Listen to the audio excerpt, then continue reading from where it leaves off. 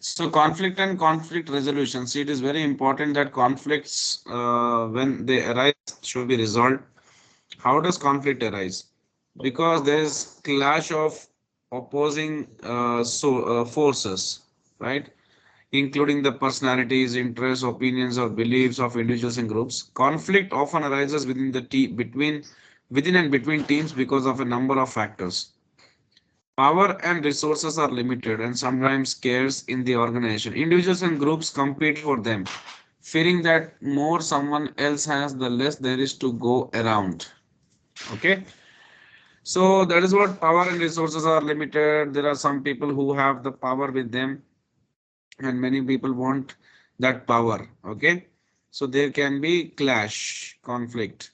Individuals and teams have their own goals. Interests and priorities may be incompatible. There may be differences and incompatibilities of personality between individuals, resulting in Sir, clashes. Yes. I guess we have completed this one too, because Uh, I think we have done this. yes, sir, because we have given the answer for the activity 3. Yeah, we are done with this one. We have to start managing interpersonal conflicts, I guess. Managing 3.2, sir. 3.2. No, this also we have done. Okay, this we did not do. Okay, I'll see the last video.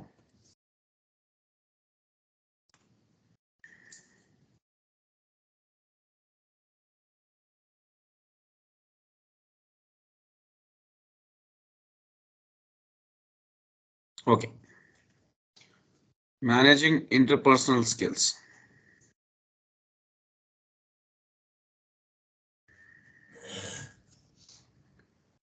So conflicts and sources of dissatisfaction can be managed informally in several ways. There can be conflicts, there can be dissatisfaction, and the source of that should be managed. So communicate. The first step is in any conflict or difficulty should be direct, informal discussion with the person concerned. So first discuss. Try to identify what was the reason of that clash. Where there is a personality or style clash, so if at all someone is not liking our personality or way of doing things, or the style or approach what we have towards something, then like this can be something which has to be sorted out.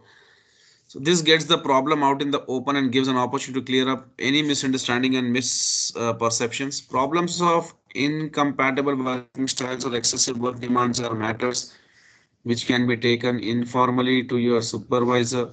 They will best be able to help you develop solutions to problem. Yes, you can speak to your superiors and try to get it resolved. If your dissatisfaction is with someone in authority over you or about your own status, you may have to discuss the matter with someone higher up in the organization. This is probably best handled using more formal channels. Negotiate where interests or styles are genuinely incompatible, that means not matching, or work demands are unmanageable. You may need to work together to explore a range of options that will at least partially satisfy both parties. You may have to make a concession in order to gain a concession. This is called compromise. However, the best approach is to attempt to find a mutually satisfying solution, a win-win. That means try to compromise on certain things, try to negotiate and try to come down to a conclusion. Separate You separate yourself from from such kind of conflict. So if personality clash is the main source of conflict, you may have to arrange a way of dealing with the other person as little as possible. So like try to avoid, it may be within your power to simply walk away from potential conflicts rather than allow yourself to participate. If the problems persist, you may need to initiate formal conflict resolution proceedings, to have a third party mediate, or to physically separate you in different areas duties of departments. Managing conflict in teams. So first response and then comment. Management responses to the handling of conflict. Denial, withdrawal. So denial. So comment, sweeping it under the carpet. If the conflict is very trivial, it may indeed blow over without an issue being made of it. But if the causes are not identified, conflict may grow to unmanageable proportions. That means a uh, small issue or a very small matter can, or like a small conflict can, blew up and become big and can be unmanageable. So withdraw yourself from such kind of conflicts. Okay. So suppression, either suppress, smoothing over to preserve working relationships despite minor conflicts.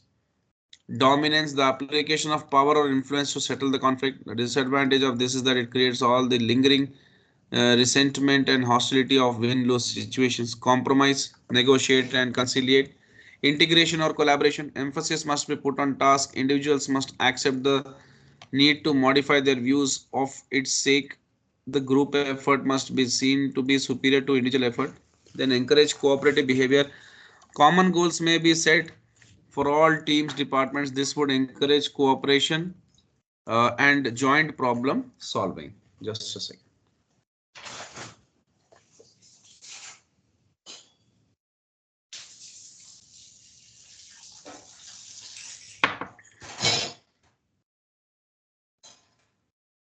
There is an activity on conflict resolution. You have to go through and do this. What is win-win approach? So one useful model of conflict resolution is the win-win model. This states that, like you see, both the parties should be coming to such terms that both the parties should have a win-win situation.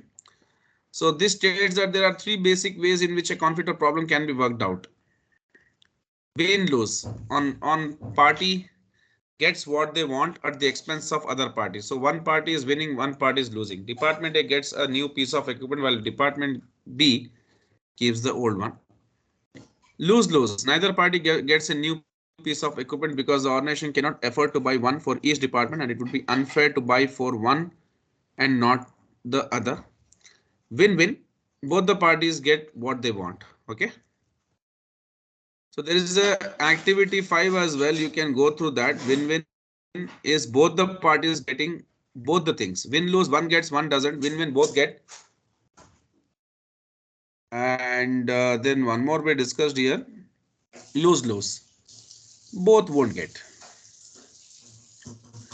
Communication in the workplace. See, communication should be a two-way process and is required for planning, coordination, and control. In an organization, communication can take any of the following forms.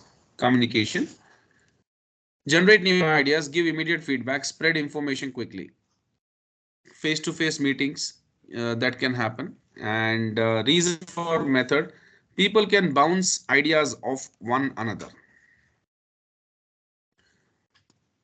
Increase commitment and understanding of workforce. Team briefing. That means like, giving a detailed explanation of something. So a team briefing is more personal than a notice board. Yes, because instead of putting things on notice board, you're just giving some details to the team. That is one of the way of communicating. Reach large membership spread over a wide area. That is through conferences. So a big conference whereby you invite a lot of people. A conference gives members a chance to discuss and understand what the organization is doing. Formal and confidential communication through interviews. So interviews are costly in terms of managerial time but are necessary for confidential communication. Face-to-face communication without travel time. That is telephone. Telephone is more impersonal than an interview but could save time. Transmit information cheaply to a large number of people through notice boards. A notice board can provide a variety of information to any or all employees. External communication, confidential written record, letters. Through letters you can do. You can communicate with others and that too very confidentially. So a letter is a flexible method of providing a written record. Reach large number of people in several sites, countries through emails. Email is like, something which can be sent to many people. Explain complex facts and arguments. Report. A report allows people to study the material in their own time. Communication within the formal organization structure may be of the following types. Vertical, through hierarchy, that means from upwards to downwards, and because this is in such a way. horizontal at the same levels.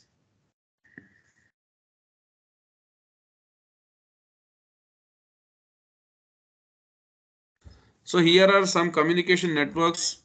Leavitt 1951 conducted experiments with written communications and 5 people and examining the effectiveness of 4 communication networks and described these as Y coordinated by figure where Y forks into 2 to solve quick to solve problems because information from here goes down. Wheel whereby information from here goes into 4 directions. Central figure has all information to coordinate the task, communicates only through central figure, solves problems the quickest, lowest job satisfaction.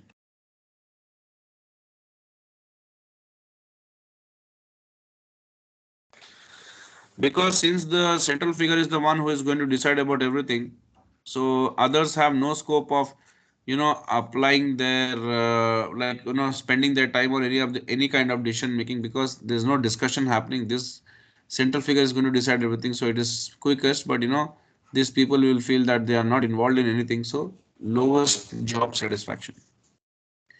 Here the information is like it is rotating. So here there is no obvious leader. Each person only communicates with the person next to him. And slowest to make decisions and solve problems, highest job satisfaction because everyone is applying their thought process. Chain. So each end cannot communicate the other end. These two cannot communicate, but person communicates with other person. This person with this person with this, and this person with this. Then what's the next thing? Effective communication. Simple communication model. A simple communication model is shown in the following figure.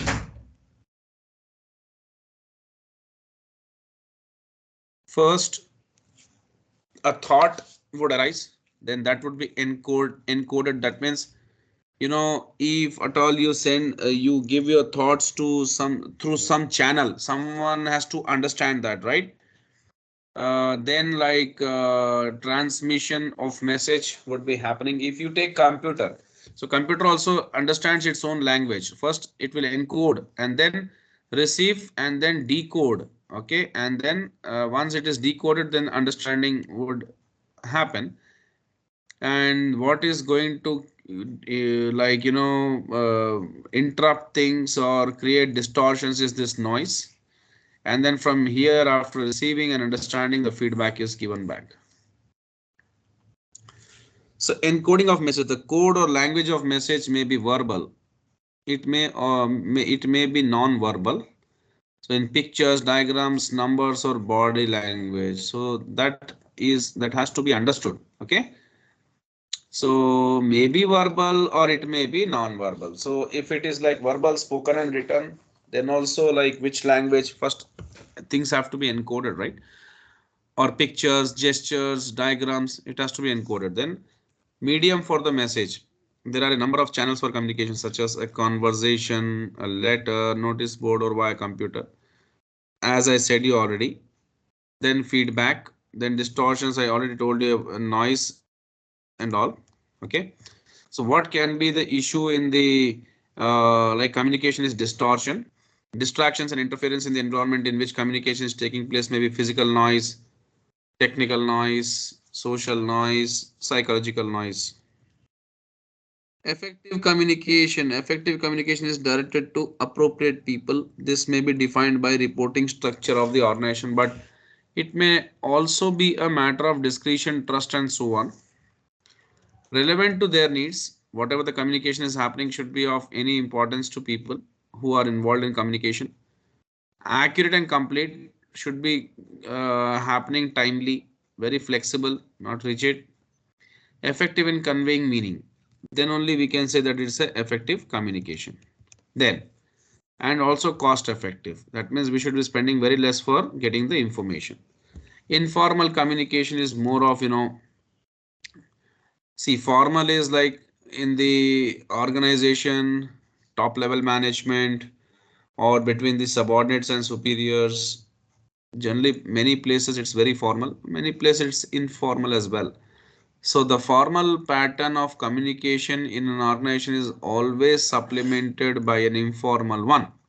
So, Formal is going on, but along with that, informal is also persisting, which is sometimes referred to as grapevine gossips kind of. People like to gossip about rumors and events. So then what is grapevine? Grapevine has a number of characteristics. Grapevine acts quickly. It spreads very quickly. The working of grapevine is selective. Information is not divulged randomly. The grapevine usually operates at the place of work and not outside it. Oddly, the grapevine is most active when formal communication network is active. The grapevine does not fill a gap created by an ineffective formal communication system. Okay, it's most active in formal communication. So it follows the formal communication network, but it cannot fill the gap. The importance of informal communications, even sometimes things cannot happen formally, informally things happen much more with much more ease. So managers rather than staff might rely on grapevine as opposed to formal communication channel because of the qualities informal communication process. It is more current than the formal. It is relevant to the informal or informal organization. It relates to internal politics which may be reflected in forming informal communications in any way, and it can bypass excessively secretive management. Barriers to effective communication. What can be the barriers? First, distortion, okay, or omission of information by the sender. That means something is omitted. Misunderstanding, lack of clarity, non-verbal signs, gesture, posture, facial expression, overload. So a person being given too much information to digest in the time available. People hardly only people hearing only what they want to hear in a message, and differences in social, racial, or educational background compounded by age and personality differences creating barriers to understanding and cooperation. Culture. Secrecy. Information might be given on a need to know basis rather than be considered as a potential resource for everyone to use. So, information might be given on a need to know basis. That means if you have some need, you want to know something, then it is better to get. Otherwise, what is the need and why information is required? Okay, can't handle bad news. The culture of some organization may prevent the communication of certain messages. Organizations with a can do philosophy may not want to hear that certain tasks are impossible. Then how come you can improve the communication systems? So we can improve the communication system through various ways. Establish better communication links. Standing instructions should be recorded in easily accessible manuals which are kept fully up to date. Management decisions should be sent to all people affected by them, preferably in writing. Regular staff meetings or formal consultations with trade union representatives should be held. That means regularly you should be like talking to people.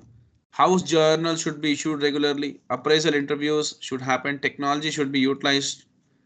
For example, ensuring organizational knowledge and information is captured and stored and is easily searchable. Use the informal organization to supplement this increased freedom of communication. How come you can clear up misunderstandings? Through confirmations, reporting by exception should operate to prevent information overload on managers. Train managers who do not express themselves clearly and concisely. So all these drawbacks you should be clearing, and then misunderstandings can be reduced. Then information, see, you have a data. Data is raw form. You convert the data with by processing it, and then it becomes a valuable information on which decision can be taken, right?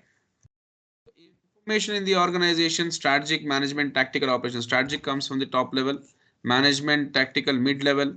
Whatever the strategies they make, these guys implement and these guys work on that. Operation goes, supervisors, etc. come under this. An example of the above model is the finance subsystem. The operational level would deal with cash receipts and payments, bank reconciliations, and so forth. That's the work they do. The tactical would deal with cash flow forecast and working capital management. So these people are doing the petty jobs. These people are doing somewhat more standard jobs which these people are not capable of doing. And these people, what they do is strategic level financial issues are likely to be integrated with organization's commercial strategy, but may relate to most appropriate source of finance. So they are the ones who are going to arrange the most ideal or appropriate source of finance for the organization. Then what are the qualities of good information? It should be accurate, okay? It should be complete. It should be cost beneficial. That means what you are spending to get the information should be very less than what the information can give you the benefits. That means if the information which you get can give you a very good benefit, like say you came to know about some stocks prices that it's going to fall or is going to increase, then and you decided to buy or sell the stock, and that has given you a lot of benefit. So this is what, like you spend only $1, 1 rupee, some 2 rupees for your newspaper, or let's say 5 rupees, and you got a very good profit. Then information, it should be user targeted, not unnecessary things should be mentioned, relevant to the point, authoritative. The source of information should be reliable, like from very good blogs or from very good newspaper. Okay, timely, you should get the information and it should be easy to use. So we are done with this chapter, Tanya. We will start ethics tomorrow. That's okay? Hello? Sure, sir. Sure, sir. Okay, so I think 3 classes more. Okay, and I'll give Yeah, you yes, sir. the, yeah, I'll give you the schedule of revision. Okay. Okay, sir. Okay, Tanya. Then. Thank you.